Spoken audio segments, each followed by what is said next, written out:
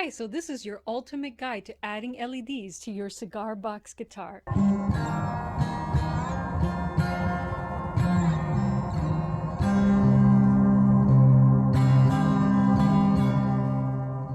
LEDs can enhance the overall aesthetic of your cigar box guitar. A glowing CBG can add an extra level of excitement to your performances and look great on your mantelpiece as well. LED circuits are easy to build and incorporate into your CBG design. Here's what you'll need. You'll need a 10mm diffused LED. These, in my opinion, work better than the 5mm LEDs or clear cap LEDs. I'm working with a blue 10mm LED in this demo, but any color will work. You'll need a cheap solderless breadboard. This can help you test and plan your circuit's layout before creating a permanent circuit for your CBG. This is not an audio project, so any cheap, widely available steel clip breadboard will do. You'll also need a battery holder for 3 AAA batteries, a rocker switch, some jumper cables for your breadboard, and finally you will need a resistor to limit the current flowing into your LED. What value resistor do you need, you ask? This excellent SparkFun article, see the link in the video description box, presents and explains this formula for finding the values of current limiting resistors needed in LED circuits. Let's calculate the resistor value for my 110mm blue LED. First, we need to plug the supply voltage into the formula. I'm powering my circuit with 3 AAA batteries, each supplying 1.5 volts. The battery holder connects the cells in series, therefore we can add the voltages together to get the supply voltage. 1.5 times 3 equals 4.5, therefore our supply voltage is 4.5 volts. Second, we need to plug our LED's forward voltage drop value into the formula. I didn't have the spec sheet for my 10mm blue LED, so I googled its forward voltage drop value. My search results were 3.2 volts. If your LED is different in size or color than mine, then you'll need to Google your forward voltage value. It will be different from mine. Third, we need to plug our LED's forward current into the formula in amps. Again, I didn't know my LED's forward current, so I googled it and found that my 10mm blue LED has a forward current of 20 milliamps. Now, the formula calls for the value in amps, not milliamps, so I divided 20 by 1000 to convert the milliamps value into regular amps. 20 milliamps is equal to 0.02 amps. Okay, now we're ready to calculate the value of our current limiting resistor.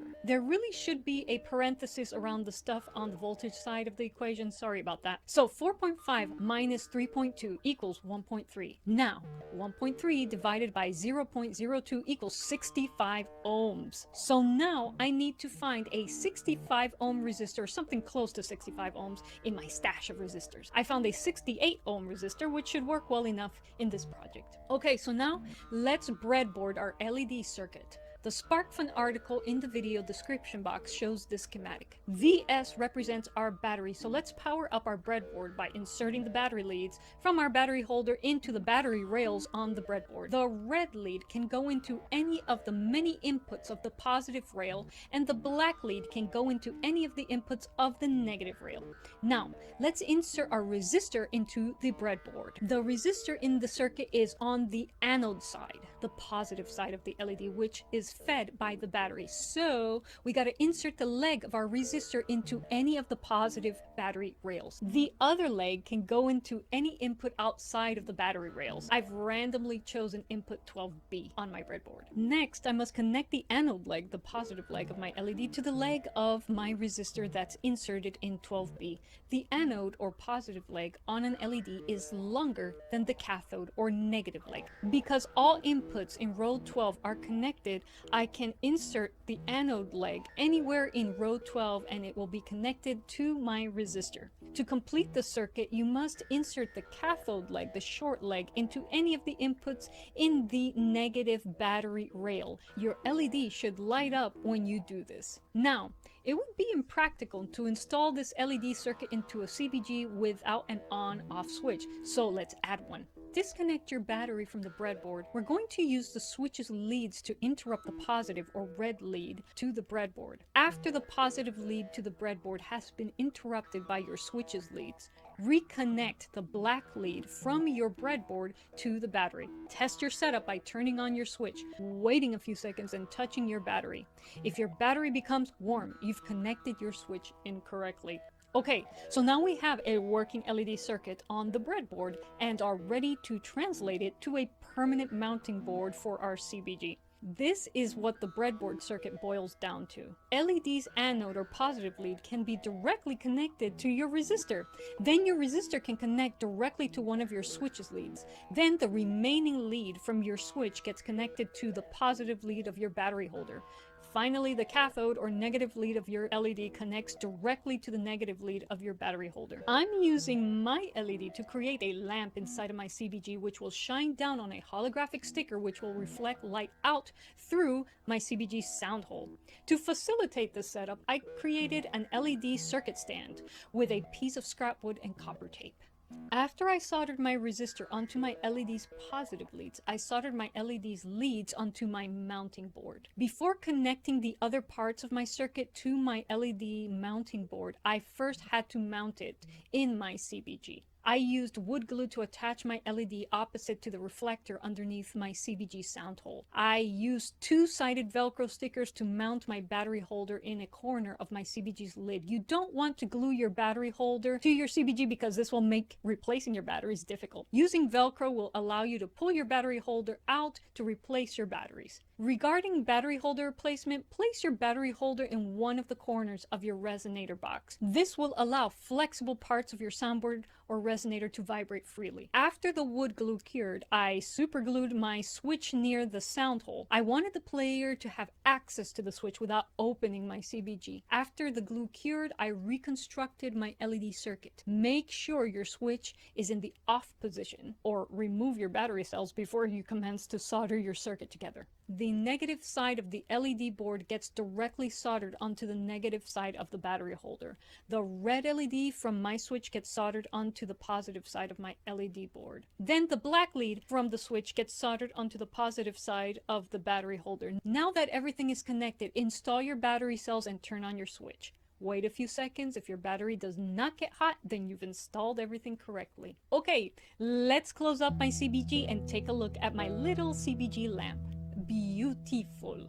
Now, many of you have been interested in installing a color switching LED circuit in your CBG. If you're interested in a color switching circuit, then keep watching. In this next segment, I'll show you how to build a switchable 5-color circuit with two 10mm common anode RGB LEDs, a 1-pole 5-position rotary switch, 7 resistors, a 3 AAA battery holder and rocker switch, and a breadboard and jumper cables to work out my circuit. I prepped this next build by powering up my breadboard. I installed the black lead from my battery holder into the negative power rail on my breadboard. I used the same battery rocker switch wiring I used earlier in the video and connected the free lead from my rocker switch into the positive power rail on my breadboard. I worked out my circuit while the rocker switch was in the on position. You can proceed the same way if you want to check your wiring as we go. Okay, so now there are 2 parts to this circuit. Each part has its own RGB LED. The first LED will be used for primary colors only. With LEDs, these are red, green, and blue. The second LED will be used to create 2 secondary colors, aqua and magenta or purple. The wiring for part 1 is pretty simple. Place the anode lead, the longest lead of your first RGB LED, into the power rail. Then place the 3 shorter leads into different rows on the breadboard. The lead furthest away from the anode lead is the red cathode. The middle cathode is green, the remaining cathode is blue. Each cathode is going to need a current limiting resistor. I used the same formula from earlier to figure out the resistor values I needed. One leg of each current limiting resistor should occupy the same row as their corresponding colored cathode. The other legs can be inserted into any other rows on the breadboard. Make sure that the legs end up in different rows.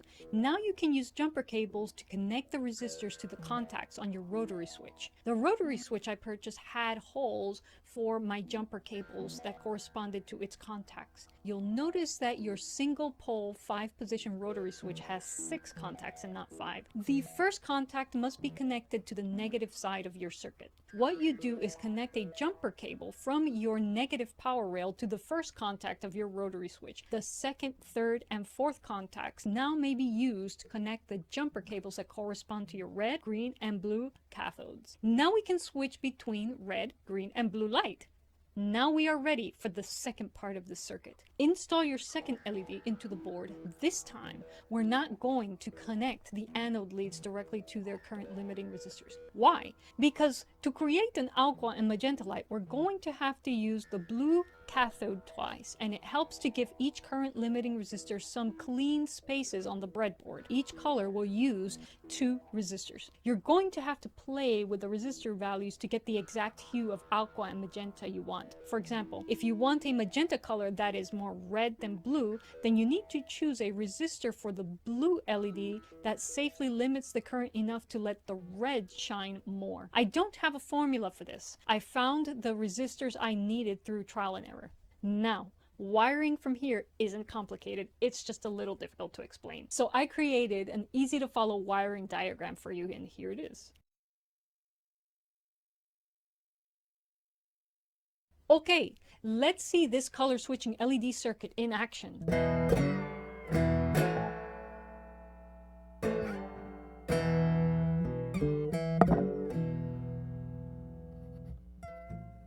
I will of course transfer this onto a more permanent medium before installing it into my next cigar box guitar. I'll create a follow-up video when I'm ready to install it into a CBG. Now, as you see, a glowing CBG can greatly enhance your live set, but you don't have to stop there. I recently built a music visualizer in Max 8, a graphic object-oriented programming interface made for musicians, audio professionals, and visual artists to complement my glowing CBG. What's great about the music visualizer I built is that it is also an audio processor. You can add everything that you need for your live set, and I do mean everything, into one piece of custom-built software in Max. Stay tuned for that tutorial. Okay, so that's all for now. Thank you for watching, and I'll see you in the next video. Chaito.